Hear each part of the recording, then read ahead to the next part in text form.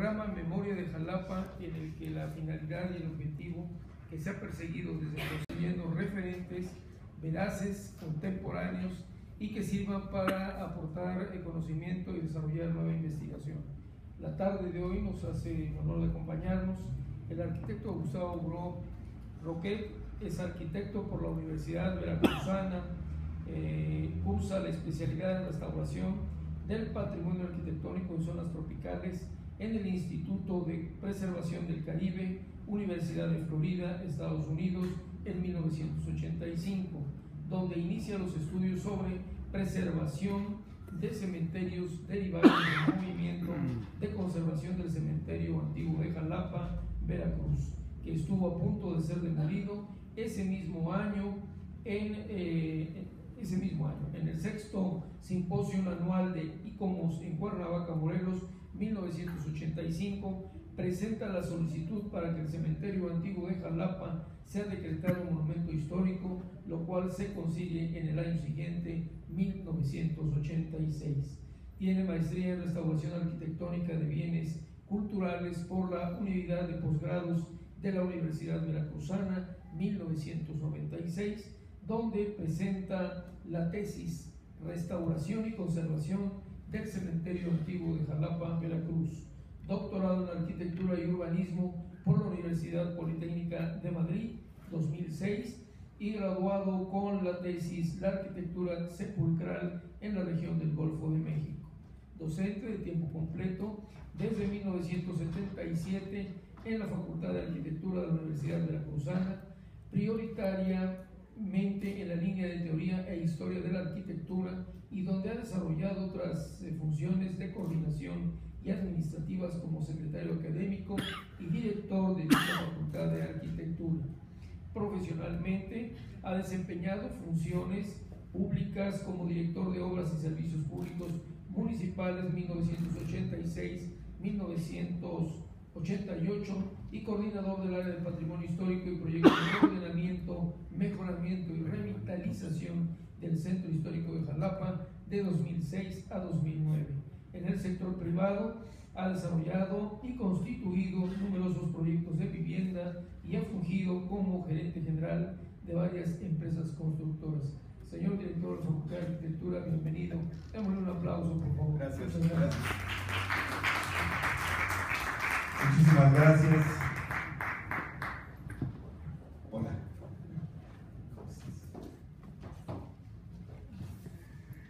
Muchísimas gracias.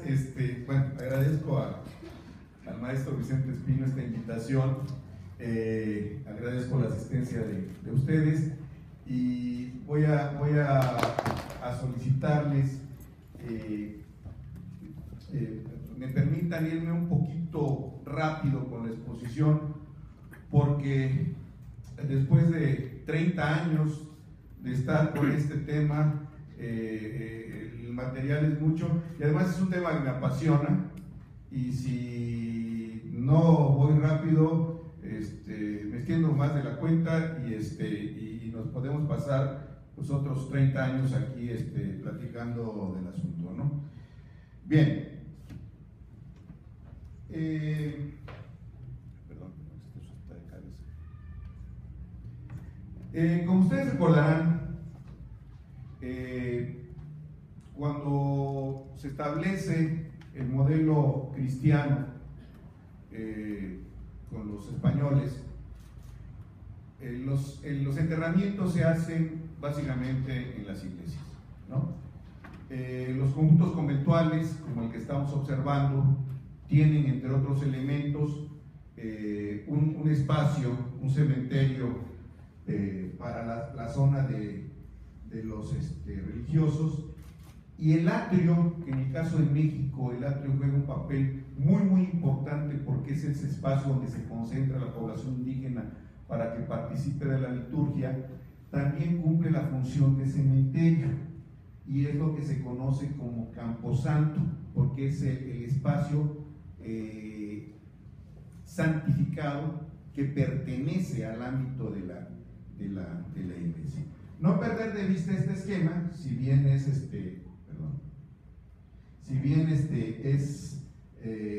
otro conjunto conventual de Morelos, pero no perderlo de vista, porque este esquema básicamente es lo que ocurre en Jalapa, ¿no? Aquí tenemos el convento de San Francisco, ¿no? Esta es la parte, perdón, esta es la parte que da hacia lo que ahorita es la calle de Zaragoza, ¿no? En la parte del cementerio de religiosos estaría en esta zona, o sea, prácticamente la explanada que tenemos aquí frente al monumento de Juárez, ahí estaba el cementerio. De hecho, en los años 60, Vicente, cuando se hace 70, cuando se hace el viaducto, se encuentran muchos restos, ¿no? que pertenecen precisamente a este proceso del enterramiento. En el caso de Catedral, además de tener una cripta funeraria, que todos sabemos, es muy probable, yo tengo la hipótesis de que todo este espacio que funcionó como atrio debió haber sido un camposanto y ahí debe de haber enterramientos, ¿no? Bueno. A finales del siglo XVIII, principios del siglo XIX, con todo este proceso de cambio de pensamiento y la corriente ilustrada, y fundamentalmente por cuestiones sanitarias, los enterramientos salen de las iglesias, ¿no? En el caso de España, hay una población muy busca, por ejemplo, hay epidemias muy fuertes, ¿no? Y entonces se establece esta cuestión de que ya no puede haber más enterramientos en las zonas en las iglesias, insisto, sobre todo por razones higiénicas, y entonces salen y se toma el viejo modelo romano de los enterramientos a las afueras de la ciudad. Entonces, este concepto del cementerio, ¿no? Que conserva el término de campo santo, de salir fuera de la ciudad, es muy reciente, ¿no? Pero el referente se remonta a la época romana. Entonces, hay una disposición para que los enterramientos, en el caso específico de Jalapa, que se hacían como en San Francisco, se hacían en Catedral, se hacían en el Calvario se han encontrado enterramientos, San José, ¿no? Se haga un cementerio fuera, ¿no? Y entonces, bueno, empiezan los proyectos para hacer cementerios fuera de la ciudad.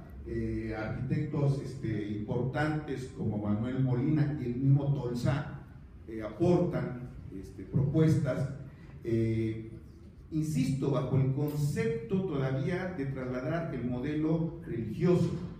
Una característica permanente es que los cementerios siempre tienen una capilla al centro, porque es esta cuestión incluso este ritual de la misa de cuerpo presente y todo esto se hace en la capilla que ahora está en estos cementerios, ¿no?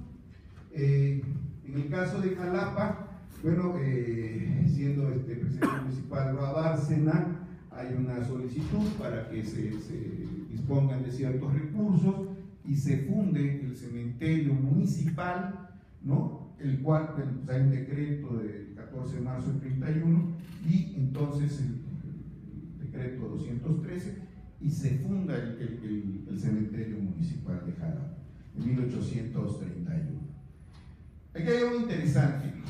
Las normas establecían que los cementerios se pusiesen fuera de la ciudad, pero en una orientación tal que los efluvios, los gases que eran nocivos y contaminaban,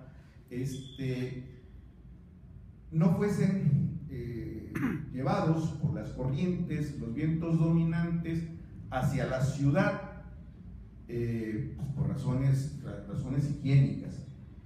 Sin embargo, acorde a esa disposición, en el caso de Jalapa, el cementerio debía haberse establecido en esta zona, ¿no?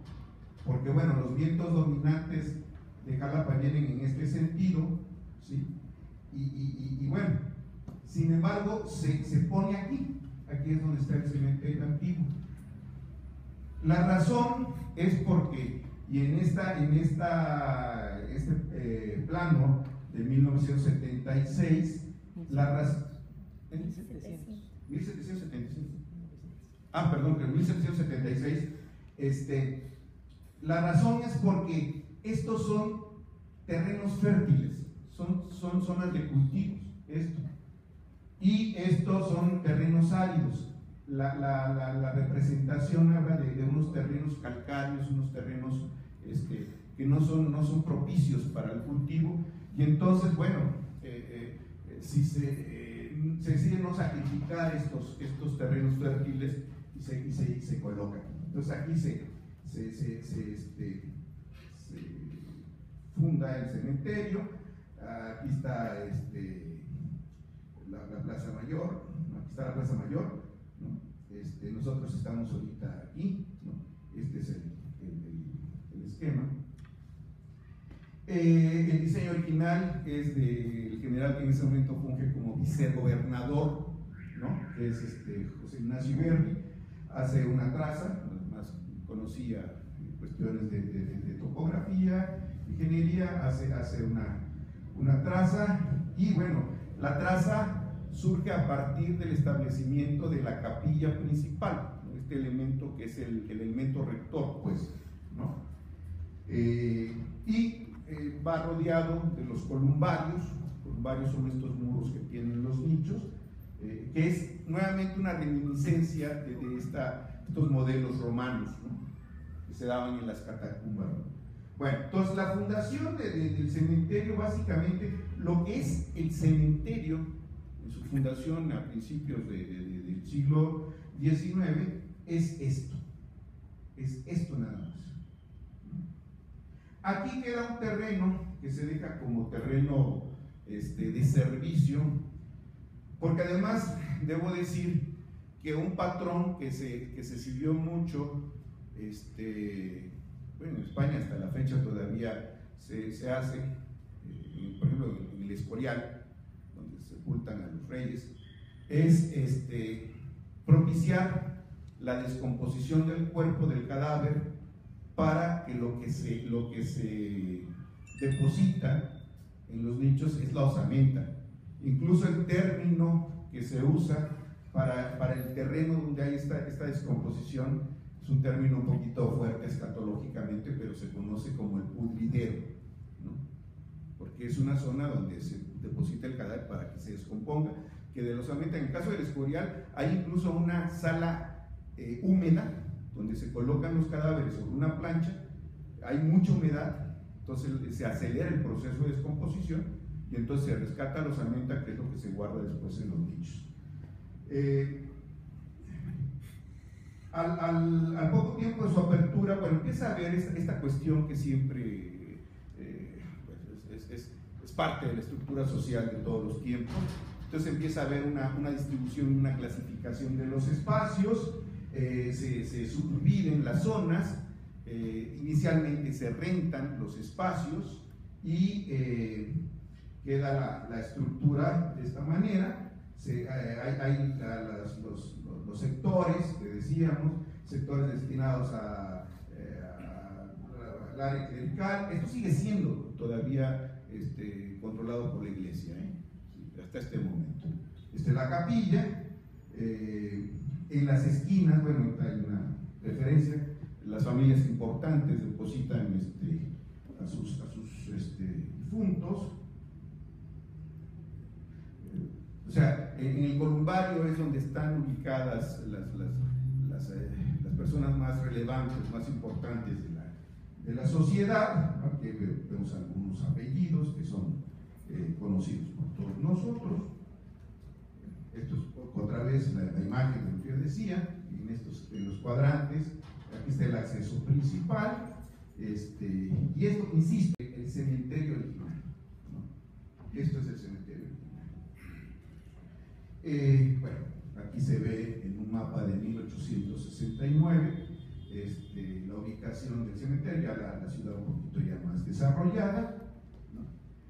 Es hasta 1862, ¿no? cuando prácticamente el cementerio pasa de estar administrado, de pertenecer a la iglesia, pasa ya a tener una función secular, y entonces ya queda bajo el control del registro civil y acorde a las leyes de reforma que establecen esta separación iglesia-estado.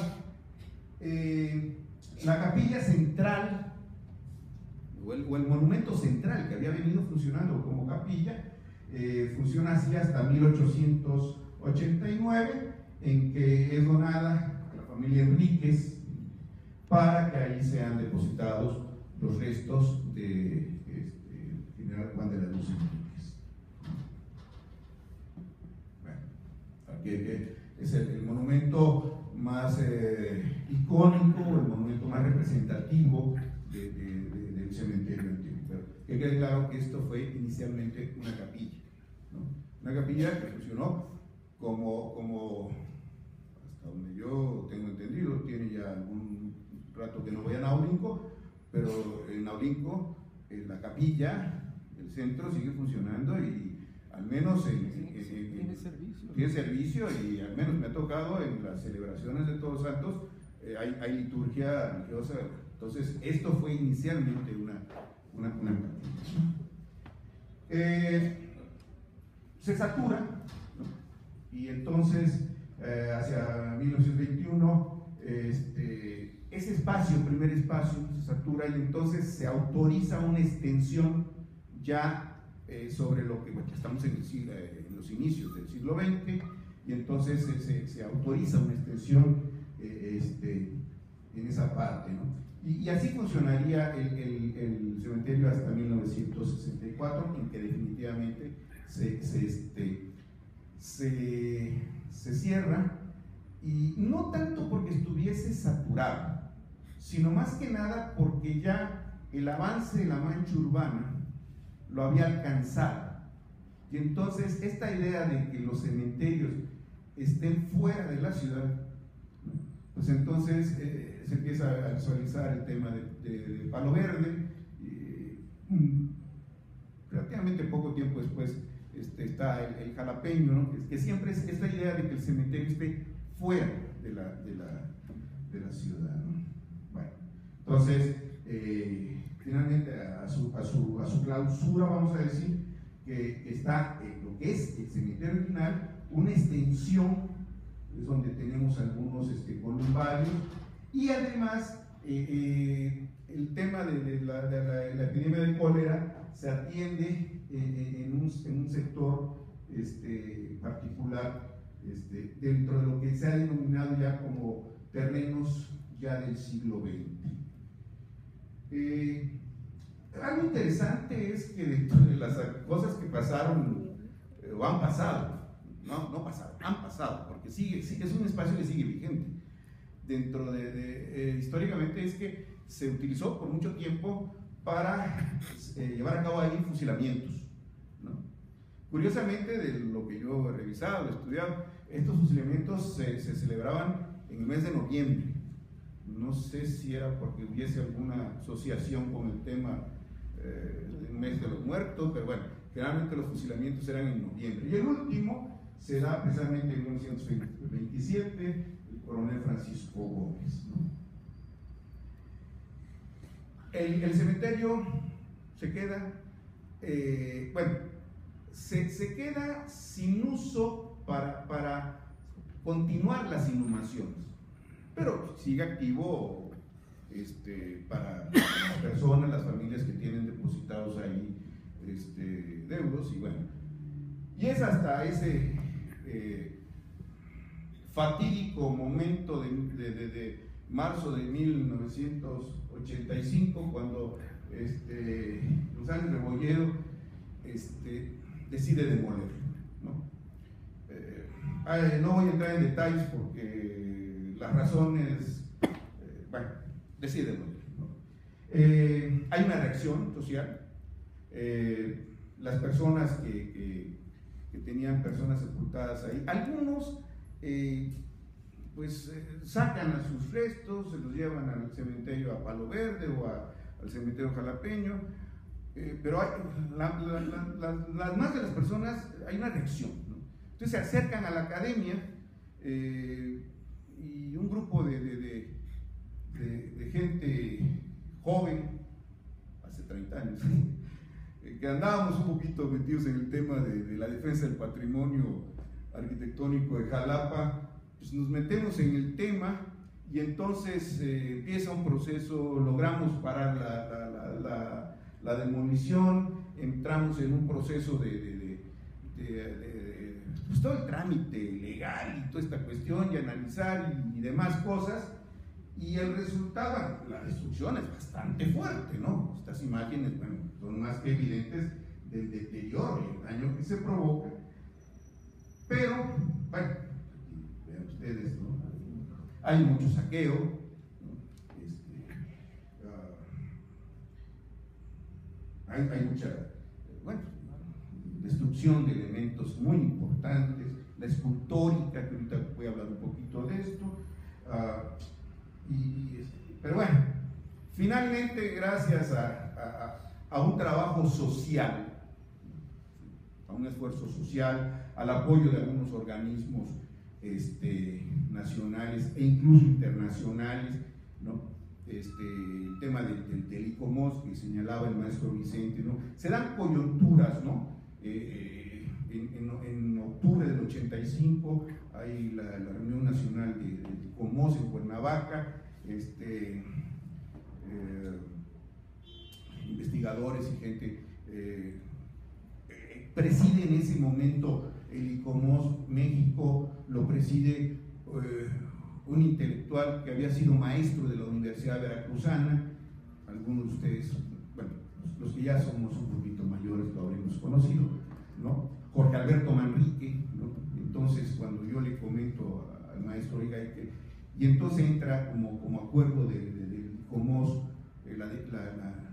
la defensa y la declaratoria, y entonces se logra en 1986 se declara el monumento histórico, decreto presidencial, y el primer monumento histórico de Jalapa, ya por decreto, digo, monumentos históricos de Jalapa hay infinidad, ¿no? Pero el formalmente, oficialmente reconocido por decreto presidencial es el. Lamentablemente, esto queda bajo la jurisdicción del municipio y del INE, ¿sí? Y lo de lamentable no lo digo por el municipio, ¿sí? Lo digo por el Instituto Nacional de Antropología e Historia, que siempre ha tenido un criterio ortodoxo discrecional, ¿no? A veces cuesta un trabajo que autorice algo, y a veces tiene una soltura para autorizar cosas que no debería autorizar, ¿no? Sí. La experiencia más inmediata fue cuando en la administración pasada municipal, de un viernes a un lunes, el INAH le autorizó la demolición de las balustradas del Parque Juárez, que también logramos parar todo esto y logramos, bueno, esto ha sido un problema, ¿no? Porque de repente esto queda en un espacio ahí donde el municipio no puede intervenir, no tiene la libertad de intervenir si no tiene la aprobación del INE. Aquí hay un conflicto que habría que, se puede resolver al final. Yo pude, en una intervención que hice, que ya veremos ahora, lograr, pero no es fácil, ¿no? Aquí lo más fácil, lo más sencillo es que hubiese quedado únicamente bajo la jurisdicción del ayuntamiento. Yo en estas cosas, circunstancias de la vida, ¿no? Que de repente, bueno, ¿yo por qué me dediqué a estudiar tumbas y cementerios? Bueno, porque la vida me puso en ese camino, yo no sé. Y en octubre, no, junio, mi esposa sabe muy bien la fecha porque incluso me acompañó, obtengo una beca para ir a estudiar una especialidad en restauración a la Universidad de Florida, y entonces sobre cuestiones patrimoniales, y a la hora de plantear el tema de investigación, yo traía esta interrogante de que, bueno, ¿cuál era el fundamento de peso para lanzarse a la defensa de un cementerio, ¿no? Y entonces, en ese momento yo planteé que mi tema de investigación iba a ser la conservación y preservación de cementerios, ¿no? Al coordinador del programa, al maestro George Schaeffer, me vio así, se le pusieron los ojos cuadrados y me dijo, oiga, en un cementerio, ¿qué hay que conservar? ¿No? Le dije, mire, ¿dónde queda el cementerio más cercano aquí de la universidad? No, pues por aquí hay un cementerio judío. Fuimos en el salón de clases, yo empezaba a estructurar un fundamento teórico, un marco teórico, y entonces por ahí fue mi primer aproximación ya a una estructura teórica para tener un soporte, un sustento de cómo entrarle pues a esto que después es toda una línea de investigación que además tiene una repercusión, como veremos más adelante, a nivel internacional. Digo, no lo que yo estoy haciendo, la coincidencia del estudio de esta línea, ¿no?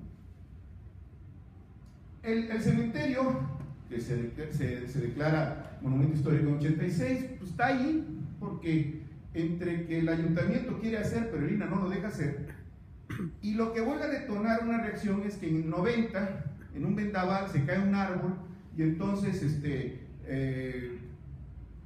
pues viene nuevamente una reacción, ¿no? Hay un deterioro de esto que ya, que ya estaba oficialmente decretado como monumento histórico. La prensa y exige a aquel organismo que además habíamos constituido, que era un patronato de conservación, pues que se hiciera algo, ¿no? Entonces hicimos una carta a Salinas de Gortari, pues, pidiendo intervención. Salinas le contestó, le dijo que bueno, eso era responsabilidad del gobierno del estado, le manda una respuesta a Dante, me marcan copia, el gobierno se lo manda a la doctora Rodríguez Prampolini, que era directora del Instituto de Redacción de la Cultura. Ya ahí anda la cosa dando vueltas. Yo le mando una carta a la doctora Prampolini, y finalmente pues el maestro Zúñiga me dice que no hay lana, no hay recursos para intervenir esto, ¿no? Y entonces, bueno, esto se queda un poquito ahí, y pues seguíamos trabajando. Y entonces a mí se me ocurre lanzar una campaña que me llamó la atención, ¿no? Que era, le digo, a ver, adoptemos una tumba, ¿no? Y entonces todo el mundo se dice, este cuate está loco, ¿no? Vamos a adoptar una tumba. A ver, ¿cuál es el criterio? En el cementerio antiguo están sepultados, como vamos a ver ahorita, personalidades como Juan de la Luz Enríquez y Enrique Serrépzano. Yo me pregunto, ¿cuántas escuelas en Jalapa llevan el nombre de Enrique Serrépzano? Está la normal, está la primaria que está aquí ahora. Yo dije, a ver, si estas instituciones se hacen cargo del mantenimiento, de la conservación de estos sepulcros, hombre, empezamos. Y si además le dan mantenimiento, pero extienden el radio, no únicamente al sepulcro, sino se extienden un radio de uso, ¿no? Hombre, pues vamos ganando. Hay militares, ¿no? Están exgobernadores. O sea, yo a lo que iba es que los organismos vinculados, ¿no?, institucionalmente con los personajes ahí sepultados, se hiciesen cargo. Eso sin dejar de lado que en algún momento alguna persona a nivel particular dijera, oiga, las características de ese sepulcro me parecen interesantes, yo lo voy a conservar, yo lo adopto, pues, ¿no? ¿Sí? Pasa el tiempo, yo hago una maestría en la misma línea de restauración y nuevamente tomo el tema, pues, es algo que lo traía yo ahí, ¿no? Y entonces mi tema de tesis de la maestría es un proyecto de intervención en el cementerio antiguo, ¿no? Afortunadamente cuento en ese momento con el respaldo institucional. Hay la circunstancia de que tengo buena relación personal con el director, con el delegado del INA en Veracruz. Obtenemos la licencia y entonces echamos a andar un proyecto que tenía varios alcances. Bueno, una de las primeras cosas, trabajamos la fachada. Aquí localizamos y encontramos la placa, ¿no?, del cementerio, CM, esta placa de fundación. Esta placa estaba perdida entre aplanados y pintura. Es una placa de mármol muy interesante. Hacemos un trabajo de limpieza, todo con mucho cuidado, ¿no?, para bueno, las normas que además establecen los principios de restauración, ¿no?, y además con una vigilancia con lupa del INA, ¿no?, así de que no vayas a quitar un pedacito de aplanado del siglo XIX porque se te aparece, pues no sé qué se me iba a parecer, pero bueno, hacemos un trabajo de limpieza y empezamos a colocar un pasto que nos garantizase un control de la maleza, pues, ¿no? Y entonces, bueno, pues aquí está, sembramos este pasto, ¿no?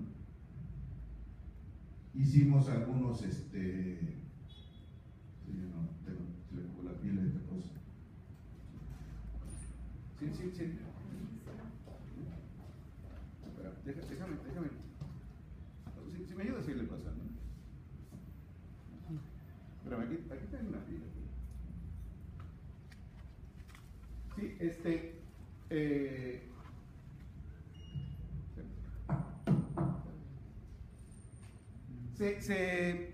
se hace una limpieza en lo que es fundamentalmente siglo XIX. ¿Sí? La parte otra del siglo XX no la intervenimos. Bueno, lo comento porque van ustedes ahorita en algunas fotografías a notar algún poquito de cambio.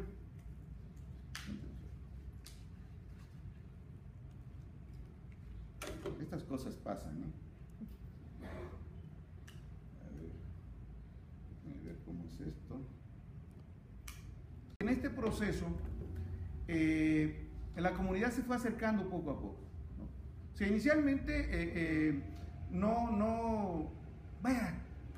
van a limpiar el cementerio, pero cuando empezaron a ver un poquito el alcance, que iba más allá de una limpieza general, de una cuestión, diríamos, tradicional,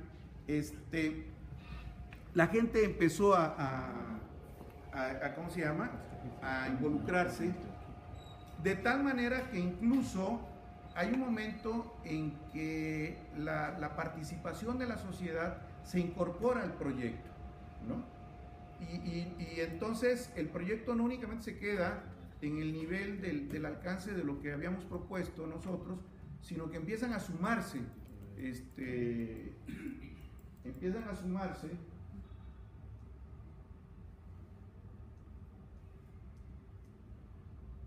si lo bueno, pasando, porque yo creo que esta cosa ya no.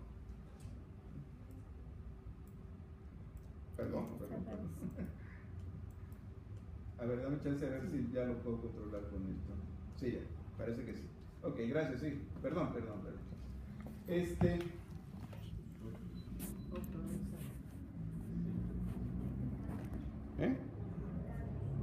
¿Ah? No. Bueno, seguimos. Me voy rapidito, ya después, cuando aparecen las imágenes.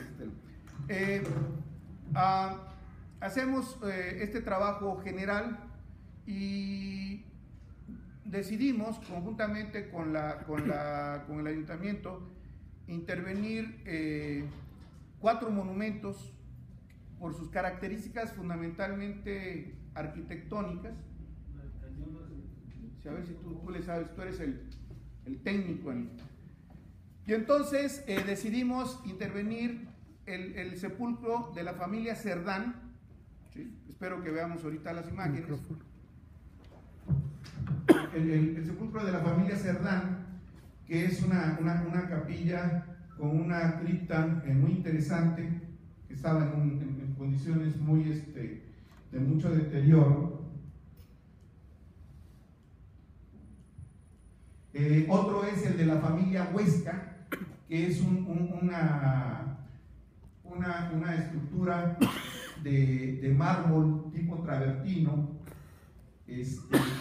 El otro es el mismo sepulcro de Juan de la Luz Enríquez. Y bueno, hacemos unos andadores, ¿no? El tema de un poco también la seguridad del tránsito. En los procesos de las cosas, bueno, tantas cosas que yo recuerdo, de repente empezamos a encontrar coralillos, ¿no? Y bueno, pero era una cantidad así impresionante, ¿no? Bueno, no sé, de repente yo le dije a algunos amigos, pues júntenlos, ¿no? Digo, y lo comenté con alguien, ¿no? Y un amigo biólogo, Armando López, me dijo, no, mira, los coralillos generalmente esa especie no es venenosa, pero mira, tú tienes que ver el orden de los anillos. Y si el orden es en tal sentido, son venenosos. Y si no, no pasa nada. Y yo voy a estar, a ver, a cada animalillo de eso. A ver, esté usted quieto que le voy a analizar las tonalidades de sus anillos. Entonces, se ponen andadores, ¿no? Otro ejemplo de los andadores. En algunos casos en los que no había vestigios de ya del sepulcro, pero que había el referente de que había habido ahí un enterramiento, hicimos unas pequeñas jardineras, ¿no? Los columbarios que tenían, bueno, los que habían quedado sin más o menos estables después de la demolición, hicimos una intervención, se limpiaron y siempre utilizamos cal apagada, ¿no? Cal natural, ¿no? O sea, utilizábamos técnicas muy ancestrales, porque además el INA no nos permite otros recursos, pues, ¿no? Los columbarios, que este es el de la familia Cerdán, era un poco el estado en el que estaba, ahorita está cumpliendo 120 años este monumento. Tenía el tema de la maleza, el deterioro. Es una obra maravillosa en términos arquitectónicos. Verás, es que aquí, a ver, que los cementerios, entre otras cosas, como ahorita veremos, hombre, que sirvan para dar clases de arquitectura, una lección de arquitectura, ¿no? Bueno, ya, deterioro, estos son unos tragaluz que daban a la cripta, este era el estado de la cripta, un abandono total, bueno, los elementos estos, las columnas que soportan la cubierta de la cripta, corroídos, hay vandalismo, ¿no? O sea, estas osamentas humanas, ¿no? que habían saqueado y de repente ahí estaba esto. Hicimos los levantamientos, hicimos los estudios, aquí está esta gráfica, bueno, está la parte exterior y está la parte con los arcosolios, el sepulcro, los elementos, ¿no? Y bueno, ¿qué hicimos?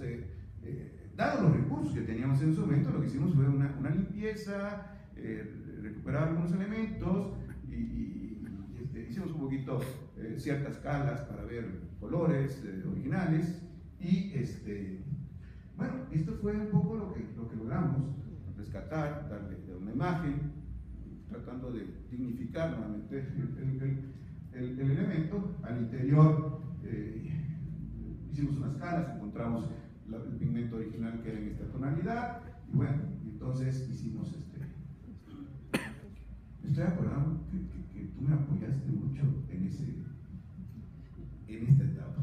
Estoy acordando exactamente, y perdón, no te estaba dando el reconocimiento, ¿eh? Gracias a la licenciada es que hicimos esto, ¿eh? Y por ahí, hombre, que debía haber puesto unas fotos de los recorridos que hacíamos, ¿no? Sí, ¿no? El de la familia Huesca es bellísimo, ¿no? de un árbol tipo travertino, ¿no? También estaba muy deteriorado. Metimos mano, hicimos obviamente los levantamientos, todo lo que van, ¿sí? Yo les soy honesto, cuando yo entré de lleno en esto, sí, yo acababa de terminar la maestría en restauración, pero yo no manejaba las cosas técnicas, ¿no? Y son cosas muy delicadas, ¿no? Vean ustedes lo que acaba de pasar en el Distrito Federal, que han fastidiado el caballito, ¿no? Porque de repente una empresa contratada por el INAH, ¿sí?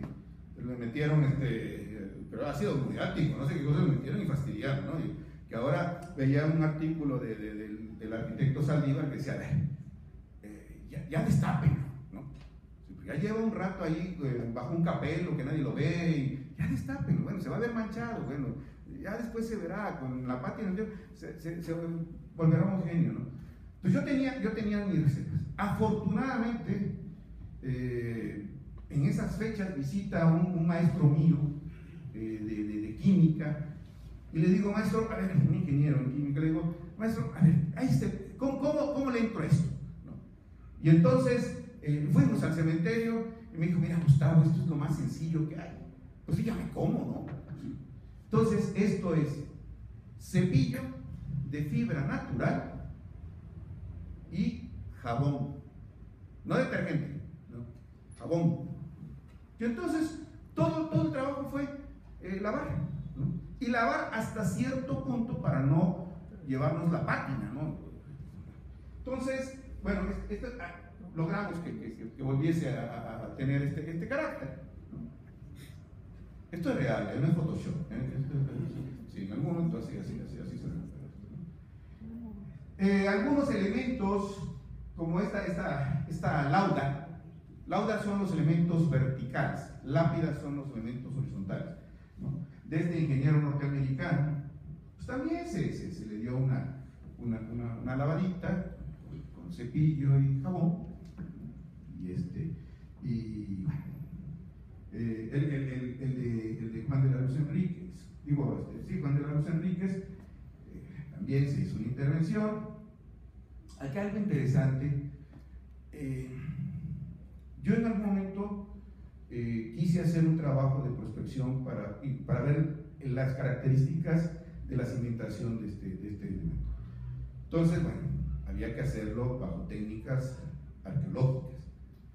Hicimos una excavación, y a poca profundidad, a 80 centímetros, encontramos el ataúd de una niña como de 3 años, ¿no? Que además en un estado de conservación bastante, bueno, un poquito momificada, ¿no?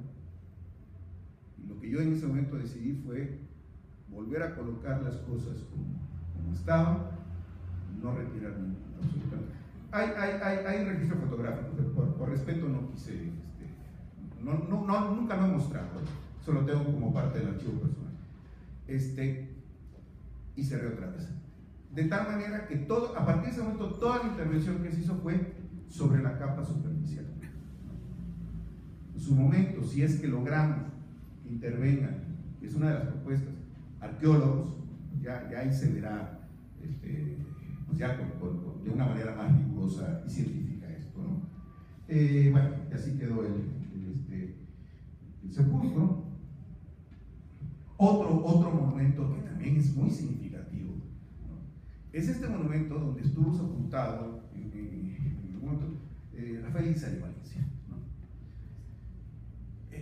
Esto es muy interesante porque, bueno, desde el punto de vista arquitectónico, el sepulcro es de una aportación muy temprana de un trabajo en concreto aparente de una calidad sorprendente. Le faltaba por allá un pináculo, tenía por ahí algunas corrosiones, hicimos un trabajo de intervención, lo rescatamos. Pero además, por otro lado, tiene un valor simbólico muy grande. A este sepulcro, hasta la fecha, las personas siguen llevando ofrendas. Se volvió el concepto de cenotafio. Cenotafios son estos sepulcros sin cadáver, ¿no? Son sepulcros sin muerte. Es un poquito el equivalente a estos pequeños sepulcros que se ponen en las carreteras o donde hay un accidente, donde, bueno, obviamente no está el cadáver, pero es simbólico y la gente, o sea, lleva ahí una ofrenda. Yo en algún momento hablé con Monseñor Obeso y le dije: Monseñor, háganse ustedes cargo de este sepulcro, ¿no? Y además, con su generosidad cristiana, extiendan, no únicamente se queden en el monumento, hombre, absorban, no sé, 20 metros a la redonda y rescatemos esto, ¿no? Me dijo sí, pero no me dijo cuándo. Entonces, se hizo el estudio, finalmente, este monumento, que es del exgobernador Sebastián Camacho, precisamente el fundador del cementerio, estaba invadido por la maleza. Bueno, pues ahí hicimos un trabajo, lo que en restauración se llama liberación. Localeamos nuevamente el tema de usar una técnica de cal. Y lo que yo les comentaba, en este proceso empezó a haber una reacción de la sociedad que dice: oigan, nos están arreglando, entonces vamos a ir a arreglar nuestro sepulcro, ¿no? Entonces la gente empezó a asistir y empezó a arreglar sepulcros, ¿no? Y a la parte de, como nosotros íbamos trabajando, esto ya es parte del siglo XX, pero lo iban interviniendo, este sepulcro estaba totalmente destruido, totalmente destruido.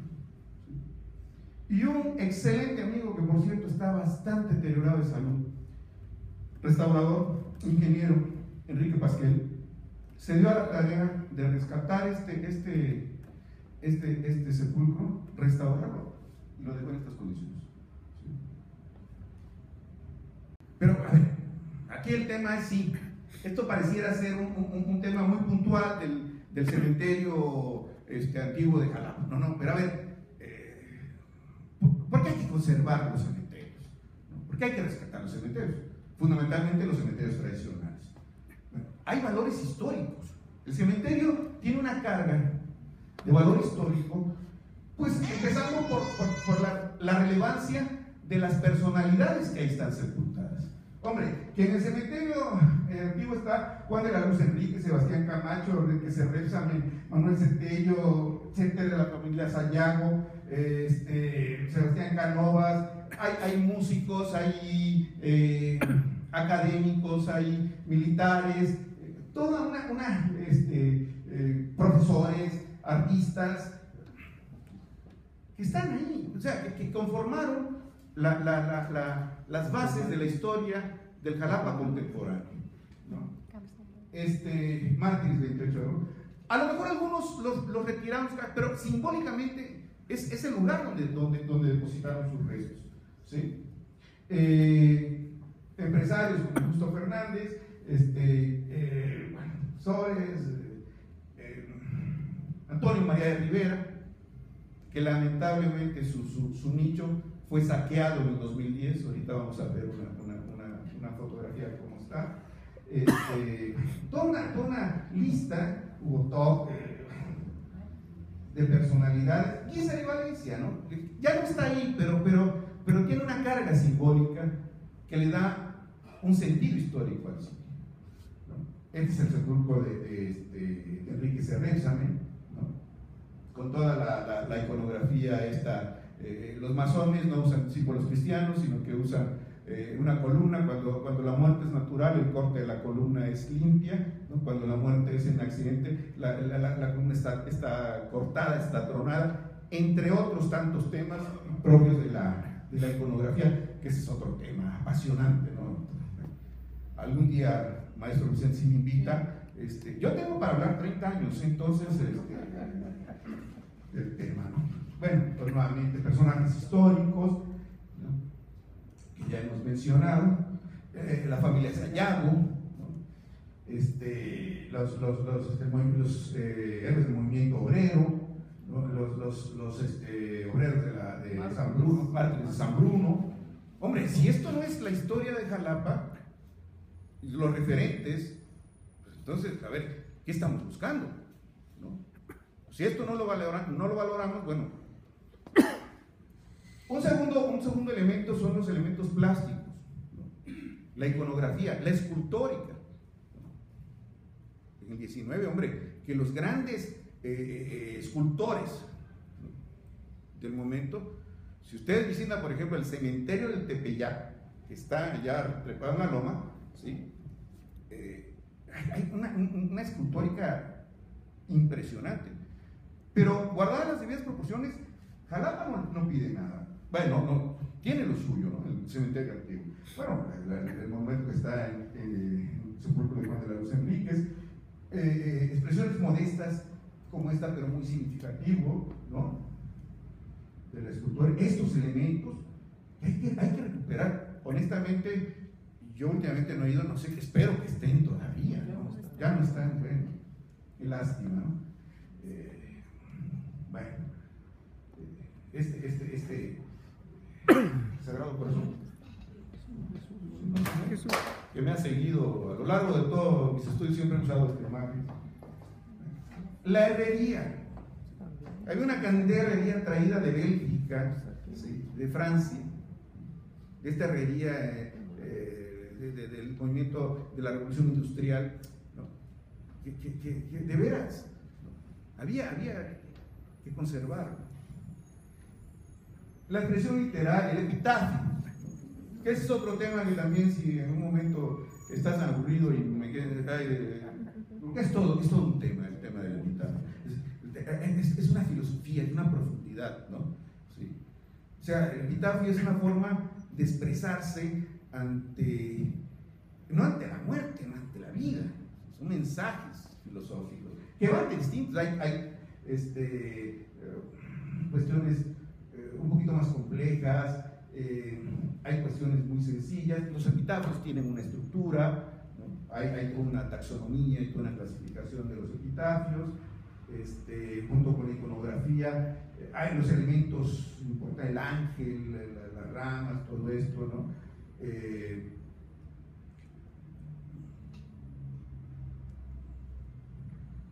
Que esto, y también espero que todavía esté por ahí, ¿no? Bueno, que ya habíamos visto. Esto por la tipografía me pareció muy interesante, ¿no? Nuevamente la tipografía, esto es mucho de los masones también utilizan esta.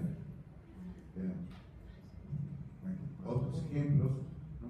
Esto que a mí me parece, a ver, el dolor es tan grande, la pérdida de un hijo recién nacido, bueno, los que hemos pasado por ahí, es algo muy duro, que ya no dices nada, te quedas únicamente con la esencia del nombre, punto, se acabó. Y en esa ausencia de elementos hay una riqueza de expresión. Y bueno, los arquitectónicos. Finalmente, la tumba es la otra casa, ¿no? Dice Edgar Morin, este filósofo francés que también ha sido como que mi guía, dice, a ver, el paso de la condición animal a la condición antropológica se da, no es cierto que con el Homo sapiens, ¿no?, o con el Homus locus, el que aprende a hablar, o con el Homo faber, que aprende a ser, no. Dice, con el Homus moritorum, cuando el hombre asume la conciencia de la muerte. Y lo primero que construye, antes de construir casas, son tumbas. Primero se construyen casas, tumbas, y luego se construyen casas. ¿Sí? O sea, la tumba es el receptáculo, y se construyen en las cuevas, ¿no? Y bueno, los ejemplos que hemos visto, ¿no?, de arquitectura. Esto que es bellísimo, esto es de los Fernández, un art déco maravilloso. Por razones obvias, bueno, ahí hay recurso, y este sepulcro y es una reproducción del que está en Teciutlán, Puebla. Exactamente, también es de la familia. Es una reproducción de la familia Vila Camacho. De la familia Vila Camacho. Bueno, que ya hemos comentado, ¿no? Ahora, yo les confieso que llega un momento en que yo digo, bueno, yo seré normal. Esta obsesión, esta pasión por meterse a estudiar tumbas y cementerios, Y un día, ya haciendo el doctorado, estando en Madrid, recibo un correo que decía, ahí en asunto decía, yo también estudio cementerios. Y bueno, a ver, ¿quién es este loco, no? Resultó que era una chica de la UAM que estaba haciendo un trabajo sobre el Panteón de Dolores. Y entonces empezamos y estábamos en la frecuencia. Y de repente me invitó a integrarme a un organismo internacional que existe, que es la Red Iberoamericana de Cementerios Patrimoniales. O sea, aunque ustedes no lo crean, decía Ripley, habemos muchos locos en el mundo, ¿sí? Motivados y apasionados por estudiar tumbas y cementerios. Y en esa red, estoy apretando el pino. En esa red, bueno, está obviamente el Panteón de Dolores. El Panteón de Dolores es maravilloso. El Panteón de Dolores tiene un concepto que yo lo he platicado con unos alcaldes, y que se podría hacer en el antiguo, que es la rotonda de los hombres ilustres. Cuando uno entra al Panteón de Dolores, lo primero que se topa es con la rotonda de los hombres ilustres, donde están todos los grandotes, ¿no? Y uno ve a Orozco y a Rivera y Lara y bueno, eso se podría hacer aquí. Pertenece a esa red del cementerio de la Recoleta. Estoy hablando de algunos, del país hay muchos, está el del Saucito de San Luis Potosí, el de Belén de Guadalajara, bueno, el de San Fernando, San Fernando es una maravilla, es un museo, ¿no? Está el sepulcro de Juárez, hombre, que debía haber puesto una foto de eso, ¿sí? Bueno, el de Recoleta en Buenos Aires, el cementerio de San Isidro en Madrid, que esto es una maravilla, esto es la capilla de San Isidro, perdón, ya me fui, que esto se funda en el siglo XII, ¿no? Supuestamente ahí hay una cosa milagrosa, se funda, pero el cementerio comienza desde la parte esta y empieza a crecer, se va, y llega hasta el siglo XXI. Entonces uno recorre este cementerio y es una cátedra de historia de la arquitectura, ¿no? Es arquitectura, escultura, la plástica del siglo XII al siglo XXI. Y uno va caminando y uno viendo eso, ¿no? En un estado de conservación envidiable. Y no únicamente esta red se ha concretado al tema iberoamericano. En algún momento hemos trabajado en los congresos con gente, como por ejemplo este cementerio, que es otra maravilla, que es el cementerio de Père Lachaise en París, ¿no? Donde está sepultado, donde uno camina y está Voltaire, y volteas está Chopin, y Honorato de Balzac, y hasta cosas medias así, ¿eh? El sepulcro más custodiado de Père Lachaise, ¿sí? Que tiene 4 gendarmes de manera permanente, las 24 horas del día, porque además no lo cierran, ¿no? Es un gran parque, ¿sí? ¿De quién creen ustedes que es el sepulcro? Que además ese sepulcro es una cosa muy sencilla, ¿no? No, es de Jim Morrison, el cantante de los Doors, que en una presentación que hacen en París se da un pasón, se muere y lo sepultan ahí. ¿Por qué lo custodian? Porque de ofrenda le llevan droga. Entonces todo el mundo sabe que en el sepulcro, sí, es un arreatito sencillito, con la placa y un mozo, y todo el mundo sabe que ahí hay droga, ¿no? Entonces y sí, yo las veces que lo he visitado siempre tiene, o sea, la guardia permite que si alguien llega con un cigarro de marihuana lo ponga, está bien. Sí, lo que no se vale es que te lo lleves, ¿no? Además está un poco deteriorado porque los chavos llegan y lo despostillan, ¿no? Para llevarse una reliquia, ¿no? De repente yo tengo un fragmento del sepulcro de Jim Morrison. Digo, el de Pedro Infante, no des ideas. Bueno, incluso, ¿sí? En alguna ocasión tuvimos en uno de los congresos al administrador, que es mexicano, por cierto, del cementerio del bosque de Aspen, ¿no? Un arquitecto muy famoso, ¿no? Que curiosamente el concepto es sepultar al pie de los árboles. Sin embargo, esta necesidad de testimonio, bueno, hizo que se pusieran las laudas, y un poco esto es lo que parte de lo que se tiene hasta hoy. Y dentro de la red iberoamericana de cementerios patrimoniales está registrado el cementerio de Jalapa. Ya tuvimos un congreso aquí en Jalapa, ¿sí? Hace unos 8 o 9 años, ¿no? Y nuestro cementerio forma parte de esta. Digo, porque yo estando ahí, pues lo presumí, porque digo, creo que nos ha quedado claro que tenemos elementos para presumir. ¿Cuál es la situación actual de los cementerios en general? Bueno, el nuestro, este es el estado actual, así está ahorita, ¿sí? La cripta de la familia Cerdán, ¿sí? La placa del nicho de Antonio María Rivera, que fue saqueado en el 2010,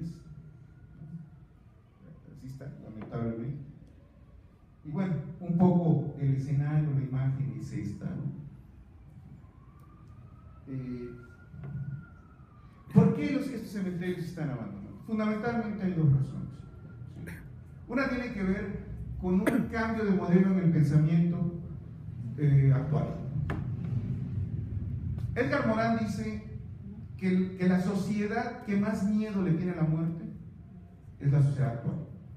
Las sociedades en el pasado se preparaban para morir, ¿eh?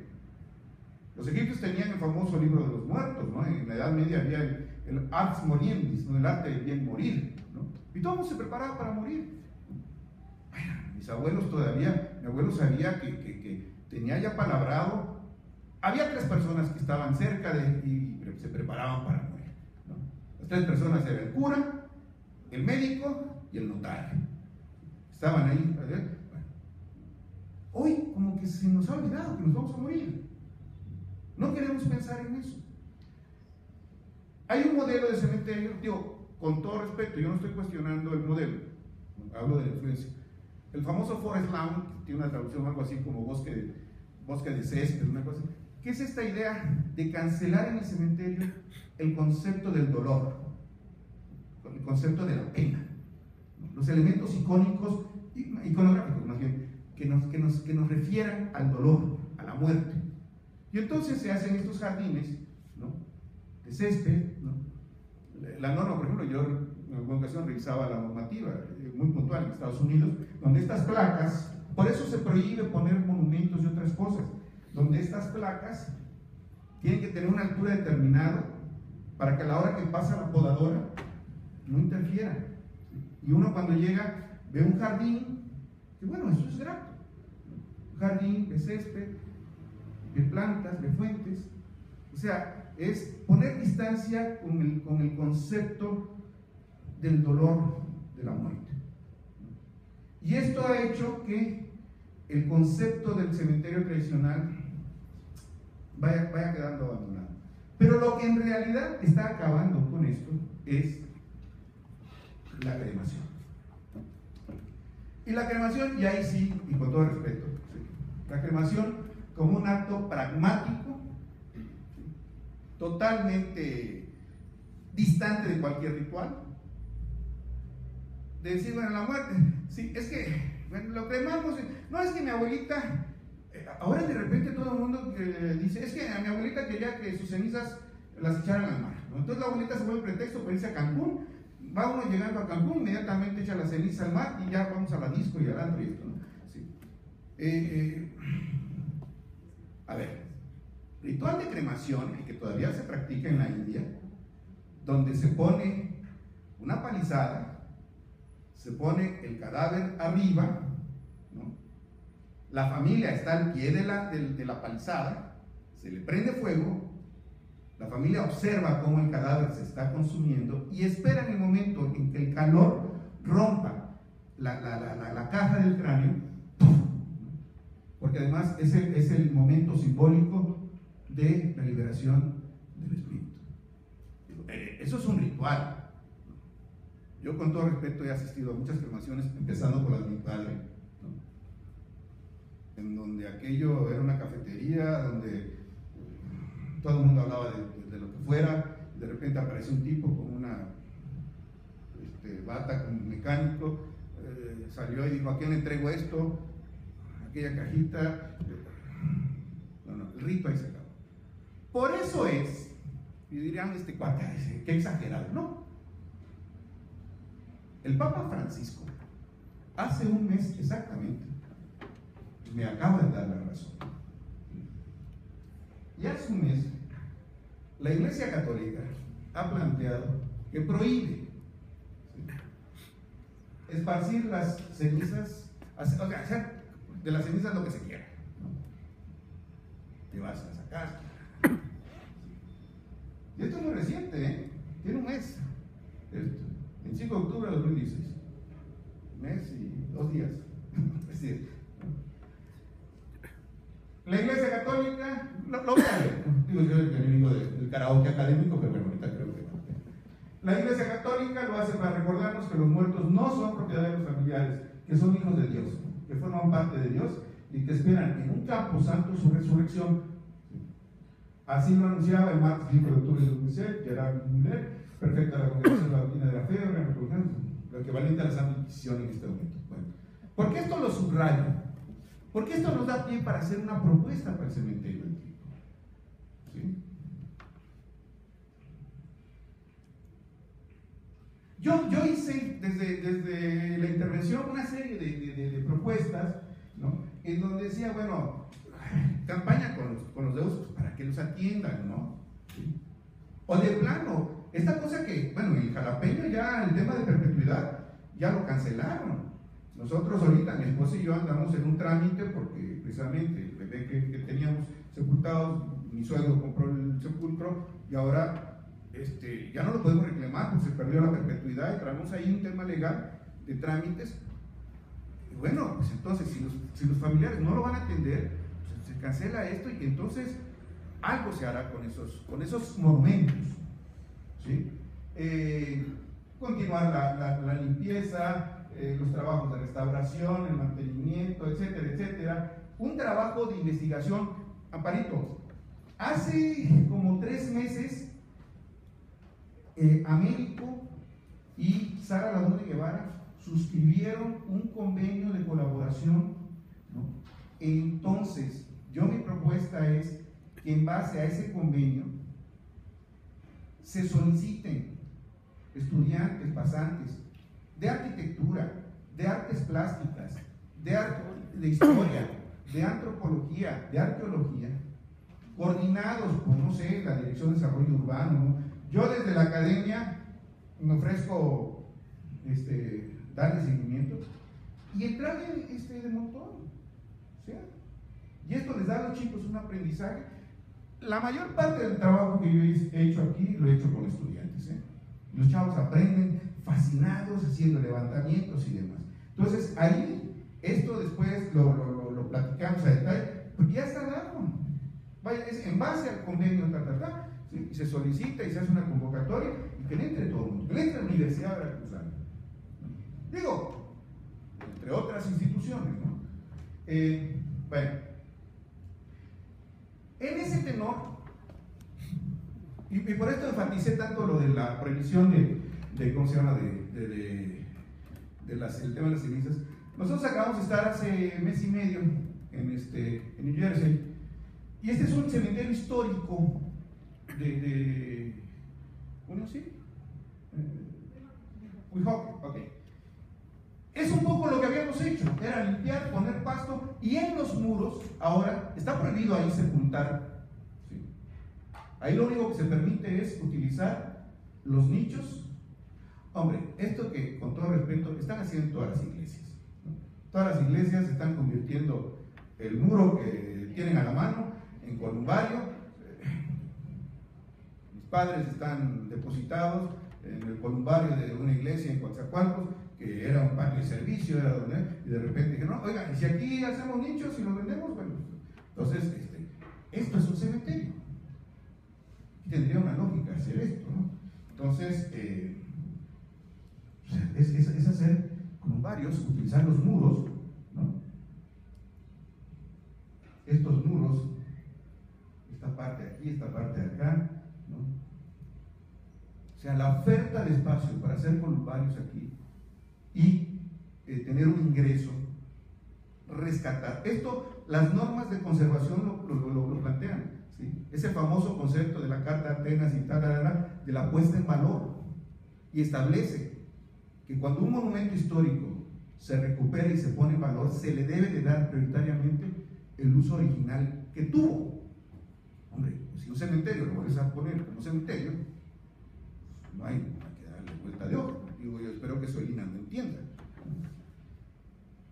Y luego, otra propuesta, que es una propuesta que impulsó mucho en su momento Clio Capitanacci, una arquitecta que tiene un posgrado en paisaje, que es hacer de este espacio un jardín botánico. O sea, el sustrato vegetal que tiene, ¿recuerdan ustedes que decíamos estaba sobre una zona calcárea, ¿no? Terreno no fértil? Pero el sustrato vegetal que ya tiene es una fertilidad enorme. Por eso es la bronca de que hay que estarlo chapeando a cada rato. Entonces, si esta vegetación espontánea se controla, ahí entrarían los biólogos, ¿no? La facultad de biología, se controla, se regula, ¿no? A mí me tocó ver el cementerio lleno de amapolas, ¿no? Bueno, en el Parque Juárez también les había. Por alguna razón dijeron que había que quitarlas, ¿no? Entonces, hacer también esto un jardín botánico. Entonces, si ponemos columbarios, un jardín botánico, y reactivamos y le damos uso, y que los jóvenes, lo que me comentaban en ese momento, hay jóvenes que piensan que es un lote baldío, ¿no? Lote abandonado con una construcción ahí que se quedó. Entonces, si sembramos, esta es la propuesta, el crédito es de Clio Capitanacci, ¿no? Entonces, el tema es apasionante, es un tema que no podemos soslayar. Queridos amigos, todos nos vamos a morir. Si alguien dice, no, es que a mí el tema no me interesa, bueno, no me interesa, pero algo que tenemos claro es que todos nos vamos a morir, ¿no? Entonces, entender el fenómeno de la muerte yo creo que es algo sano. Yo les recomendaría de entrada un libro que debería leer todo el mundo, ¿no? Precisamente de este filósofo francés, Edgar Morin, que es El hombre y la muerte, ¿no? Y luego hay otros autores, bueno, como Philippe Ariès, ¿no? Que hablan de qué ha sido la muerte, ¿no? A lo largo del camino. Este texto yo lo recomiendo en primera instancia para los arquitectos y mis estudiantes de arquitectura, ¿no? Este texto que se llama La última casa, ¿no? La autora es una chica que se llama se apellida Philly, ¿no? Y es una antología de sepulcros diseñados y construidos por los arquitectos más famosos que ha habido. O sea, los arquitectos diseñando sus propios sepulcros, ¿no? Le Corbusier, Alvarado, Adolf Loos, ¿no? Entonces es interesantísimo, ¿no? O sea, bueno, también de Philippe Ariès está El hombre ante la muerte. Y algo más puntual, si les interesa, algo más ya directo del tema del cementerio antiguo. Bueno, pues está este trabajo, hay varios, ¿no? Pero que es la tesis de maestría, lamentablemente solo hay 2 ejemplares, o 3, no sé, pero uno está en la USB. Entonces, si alguien tiene en un rato de excesivo aburrimiento o de gran interés, va a la USB y aquí está. Bueno, es la investigación doctoral. Sí, es un ladrillo de 600 cuartillas, pero este es muy fácil acceder a él, porque si ustedes en cualquier buscador ponen mi nombre y ponen tesis doctoral, lo bajan en PDF y lo pueden andar jalando incluso en el celular. En esos momentos que están extremadamente aburridos, hombre, a ver qué decía este cuate, ¿no? Okay. Y bueno, ya para concluir, nuevamente una reflexión de un arquitecto, Luis Fernández Galeano, que me parece fue mi maestro en la Politécnica de Madrid.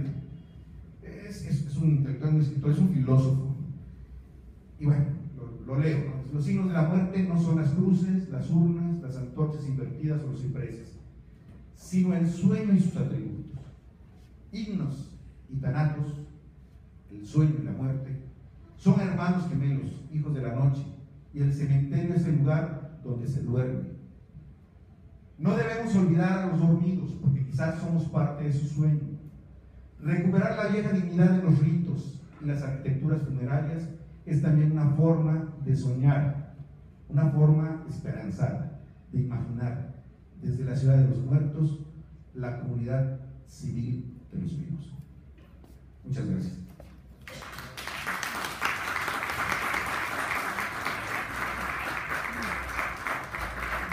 Extraordinario, ¿no? Muchísimas gracias. Qué gusto. No, te agradezco a ti.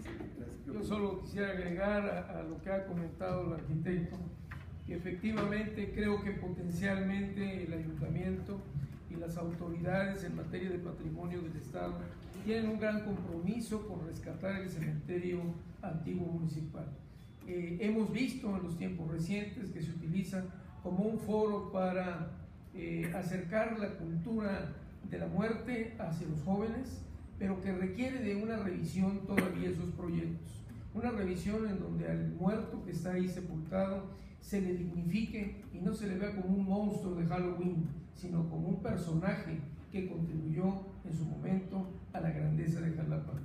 Recuerdo algunos detalles con Gustavo. En la hermana República de Cuba, los cementerios son verdaderos museos. No hay un municipio que no tenga su antiguo cementerio en las mejores condiciones. Y yo aprendí ahí, estando algún tiempo, que se hace con alumnos de la Facultad de Historia, que se hace con los jóvenes de Antropología, y que además nos cobran por entrar a los cementerios, y que lo paga uno con gusto, porque va uno a recibir una visita guiada, información técnica, información histórica de ese patrimonio tan extraordinario que se tiene. Quiero compartir con ustedes finalmente que hace unos días tuvimos la oportunidad de rescatar una fotografía de nuestro antiguo cementerio que no es conocida y pronto seguramente lo será. Está en las colecciones de Carlos Monsiváis.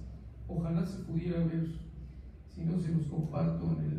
Es el columbario en donde están sepultados justamente los señores sacerdotes. Es un columbario que en la parte superior dice tumbas de los sacerdotes.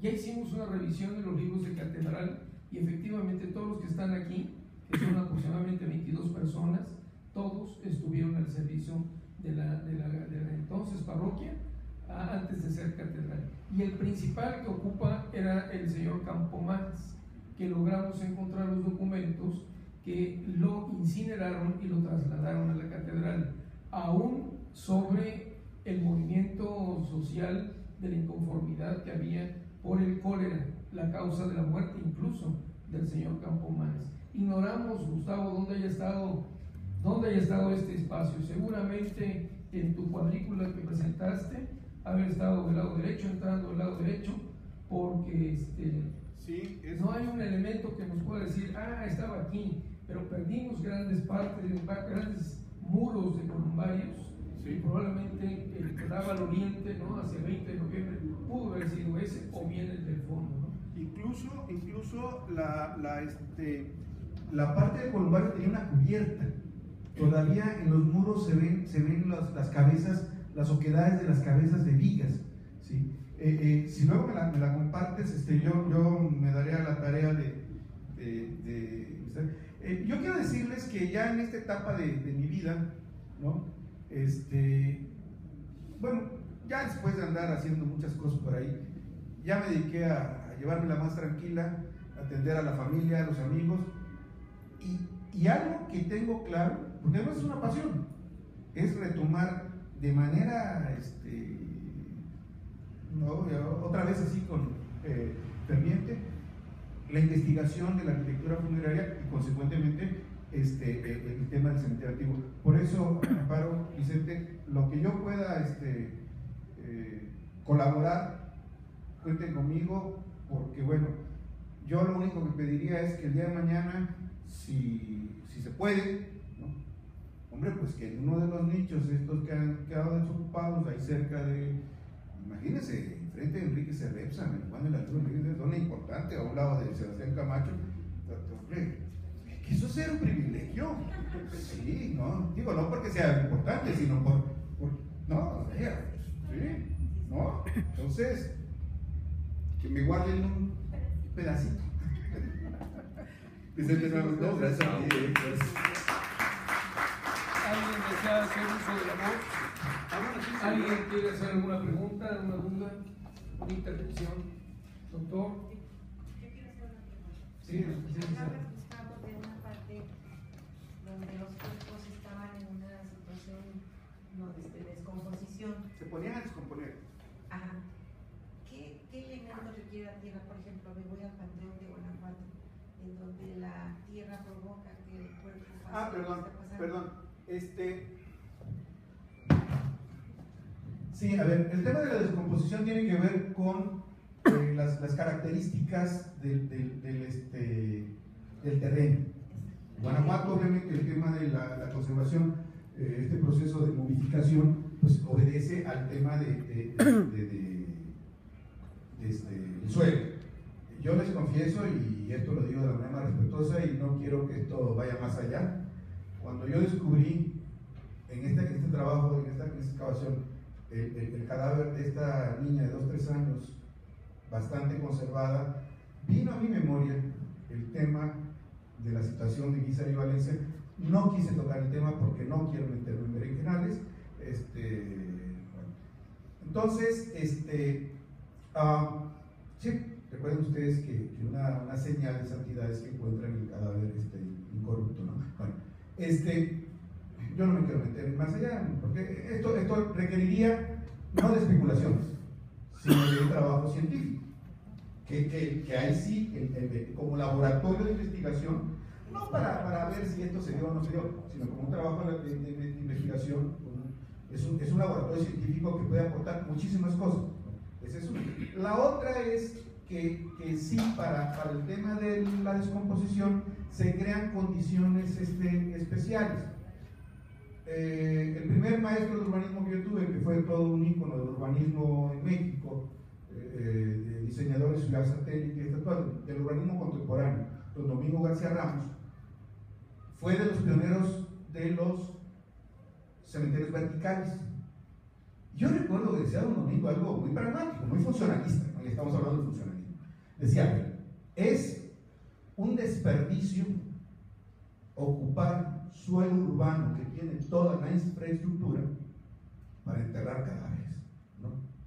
Eso decía don Domingo, el cadáver es la carroña humana. Y entonces él decía, bueno, vamos a hacer cementerios verticales. Y él proponía una zona de pudridero en donde tú haces una cama con una especie de composta especial que te provoque, para los biólogos saben de esto, una descomposición acelerada, de tal suerte que el cadáver esté ahí sin ataúd y sin nada, en un lienzo nada, para que se descomponga aquello, quede la osamenta. A los 7 años que establece la ley, la exhumación, se sacan y entonces lo llevas al piso 25 de esa torre, donde tienes un nicho, y ahí, eso es lo que se hace en muchas partes. Hombre, ¿qué es lo que se está haciendo ahora? ¿No?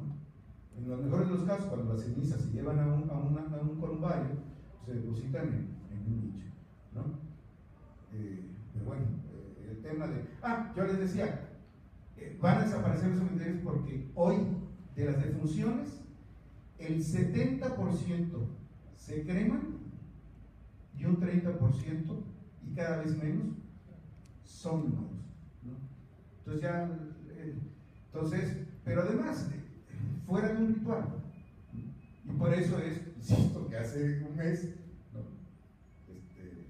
La Santa Sede dijo, momento, ¿no? Tiene otros demonios, ¿no? Pero bueno, entonces si es esto, entonces que el ayuntamiento oferte un espacio para que se cumpla esto y las cenizas no anden por ahí, sino que se pongan en un lugar. Yo no sé si respondí tu pregunta. Doctor.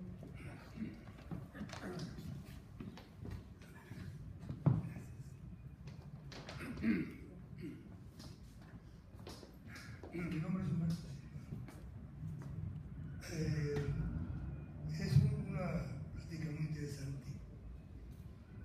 que nos lleva a tratar de recordar de dónde venimos, de la tierra y de dónde vamos. Yo considero que el cementerio es un lugar ícono de la vida y también de la muerte. En este orden, es muy cierto que hay que analizarlo desde el punto de vista arquitectónico, de restauración, de todos los aspectos que usted acaba de mencionar, pero quizá con un sentido un poquito fuera de la realidad habitual. Yo considero con mucha gente que el cementerio es un lugar de reflexión, un lugar en donde al entrar y hay cientos de tumbas con cientos de cadáveres que han pasado, seres humanos que han pasado por la fase de podredumbre, como se lo dice, hay algo invisible pero muy tangible. Ir a un cementerio hace a mucha gente, entre ellos a mí, quizá no a todos, depende de muchas circunstancias de personalidad, sentir un hálito de vida. Porque ahí no hay cuerpos nada más, no hay tumbas, hay espíritus. Yo recuerdo en el año 1977, mis hijos mayores tenían 10, 11 años, hace 36, algo así. Fuimos al cementerio de la Unión un domingo y al entrar vi semidiluidos, abandonados, como ustedes lo presentaron. Pero en el fondo del cementerio del Camposanto había una serie de tumbas semi-hundidas, mohosas, llenas de hongo. Y había una en la que dentro de su precario estado físico había grabados en la lápida una frase que yo nunca he podido olvidar. Era lo único que se veía, grabado en la lápida de mármol, y decía: a ti que siempre buscaste lo bello y nunca dejaste de encontrarlo. ¿Y sabes por qué?